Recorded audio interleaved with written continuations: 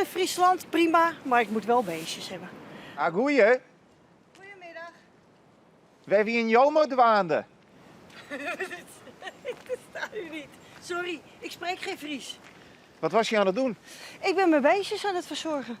Beetje hooi geven, een beetje water. En ja, die moet ook verzorgd worden, hè?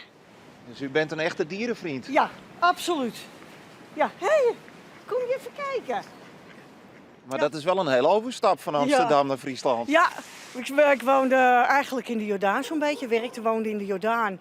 En dat is een wereld van verschil hier natuurlijk. Het is ja, het ene uiterste in het andere. En wat deed u in de Jordaan? Ik werkte in een slagerij. Ja, totaal wat anders. Het is wel heel erg om te zeggen. Maar ik werkte in een slagerij. Ik had hier in the middle of nowhere geen Jordanees verwacht. Nee, dat zeggen er wel meer. En dan doe ik mijn mond over. Nou ja, ze horen gelijk natuurlijk waar ik vandaan kom. Maar dat zeggen ze allemaal. Ja.